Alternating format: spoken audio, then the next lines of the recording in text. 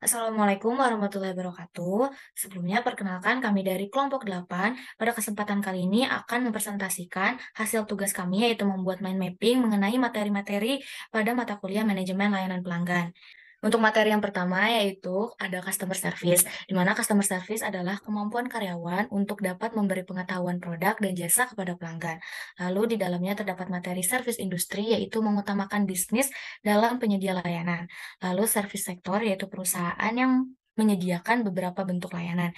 Kemudian customer focus organisasi yaitu perusahaan yang memfokuskan bisnisnya dengan upaya untuk memuaskan pelanggan. Lalu ada shift to service yang dibagi menjadi dua, yaitu ada typical farmer occupation dan juga typical service occupation.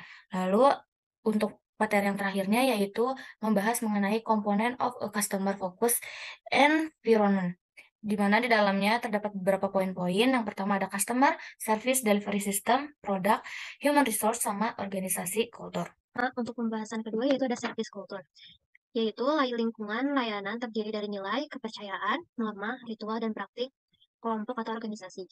Di materi tersebut ada employee performance measure, ada realistic, understandable, measurable, belief, dan attainable. Selanjutnya ada customer friendly system. Yang pertama ada advertising, yang kedua ada complaint resolution, yang ketiga ada delivery system. Selanjutnya ada tingkat layanan dari rendah ke tinggi. Yang pertama ada kriminal, kedua basic, ketiga expect, yang keempat desire, kelima surprising, keenamnya unbelievable. Selanjutnya ada strategi membentuk service kultur positif. Yang pertama ada mengeksplor visi dari perusahaan, yang kedua berkomitmen, dan yang ketiga berperilaku baik. Selanjutnya untuk materi 3 dan 4 yaitu komunikasi verbal dan non-verbal. Suatu proses aktif yang melibatkan dua individu atau lebih yang bertindak sebagai pengirim dan penerima pesan. Di materi tersebut ada feedback, di mana feedback adalah respon terhadap pesan yang dikirimkan ke customer service, di mana respon yang diberikan dapat berupa verbal ataupun non-verbal. Selanjutnya ada tipe verbal feedback, yaitu tanggapan verbal yang diberikan kepada pengirim. Pengirim yang memungkinkan kedua belah pihak antara pengirim dan penerima mengetahui bahwa pesan telah diterima dengan benar. Selanjutnya ada komunikasi nonverbal. Komunikasi nonverbal adalah pesan yang disampaikan melalui gerakan, gerak, tubuh, posisi tubuh, dan kualitas vokal. Selanjutnya ada tipe nonverbal feedback, yaitu bahasa tubuh, gerakan, kontak mata, penampilan, dan ekspresi wajah. Selanjutnya materinya ada listening to the customer. Definisi dari listening to the customer merupakan kemampuan yang dimiliki karyawan untuk menangkap informasi yang diberikan oleh pelanggan secara verbal maupun non-verbal. Proses mendengarkan terbagi menjadi 5 proses. Yang pertama, hearing the receiving message. Selanjutnya ada attending. Selanjutnya ada comprehending or assigning meaning. Yang terakhir ada responding. Selanjutnya ada 5 contoh pendengar yang baik. Yang pertama ada empati, yang kedua ada mengerti, yang ketiga ada sabar, yang keempat ada perhatian, dan yang terakhir ada objektif. Hambatan dalam mendengar efektif menjadi 2. Ada hambatan persoalan, dan hambatan dari luar. Baik, yang selanjutnya yaitu ada materi customer service and behavior. Pada materi ini, ada 4 kategori gaya perilaku pelanggan, yaitu rational style, inquisitive style, decisive style, dan expressive style. Lalu yang selanjutnya ada building a strong relationship. Cari kebutuhan pelanggan, selalu katakan ya, mengerti product knowledge, cari peluang untuk layanan, lalu juga kita harus buat pelanggan merasa istimewa. Pada tipe rasional, ini adalah tipe pelanggan yang kurang mementingkan layanan dan kurang tahu apa yang diinginkan. Lalu pada tipe konsumen yang inkuisitif, yaitu tahu apa yang diinginkannya dan juga mementingkan layanan yang baik. Lalu, pada tipe desisif, tahu apa yang diinginkan dan mementingkan pelayanan yang ramah. Kemudian pada tipe konsumen yang terakhir, yaitu ekspresif, dia ini kurang tahu apa yang diinginkan dan juga mementingkan pelayanan yang ramah. Selanjutnya ada materi peningkatan loyalitas pelanggan. Peranan kepercayaan pelanggan terbagi menjadi 2, yaitu customer loyalty dan trust and customer relationship. Terdapat 5 dimensi kepercayaan dan loyalitas konsumen. Dan selanjutnya terdapat 13 strategi dalam membangun kepercayaan pelanggan.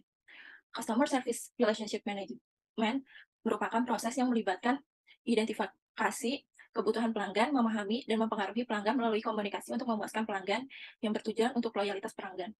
Customer Relationship Management memiliki 7 keuntungan. Selanjutnya, terdapat 12 karakter penyedia yang mempengaruhi loyalitas.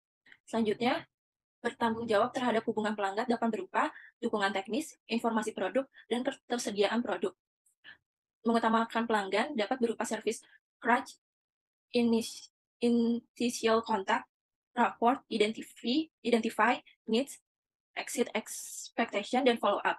Terdapat 9 cara untuk meningkatkan kepuasan pelanggan, dan yang terakhir, strategi peningkatan kualitas dapat berupa tangible, empathy, reliability, responsiveness, dan assurance.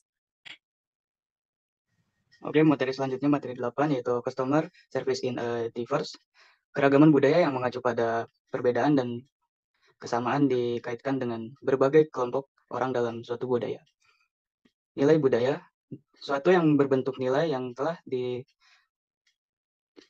tertanam dan disepakati oleh masyarakat berupa kebiasaan sebagai bentuk perilaku dan tanggapan terhadap suatu keadaan sesudah ataupun sebelum terjadi.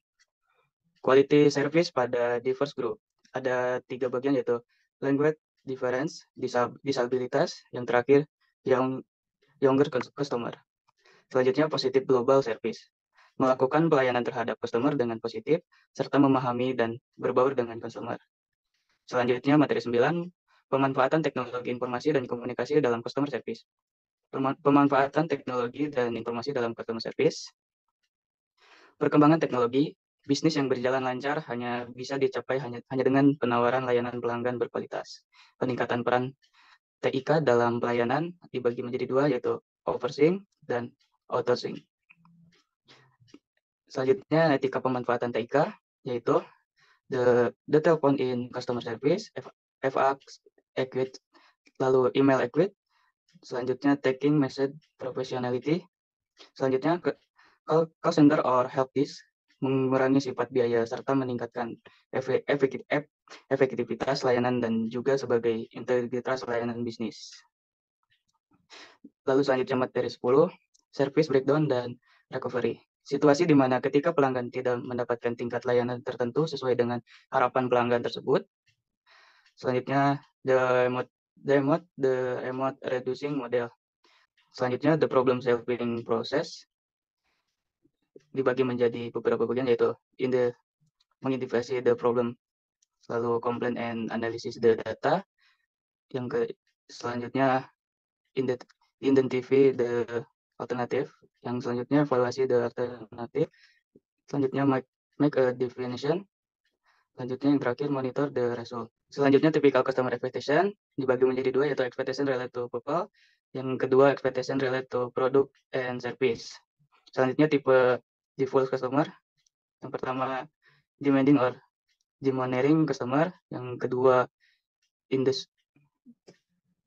customer. Yang ketiga incentive customer. Yang keempat root of in-course that customer. Yang terakhir selective consumer. Cukup sekian presentasi dari kelompok kami, kurang lebihnya mohon maaf. Wassalamualaikum warahmatullahi wabarakatuh.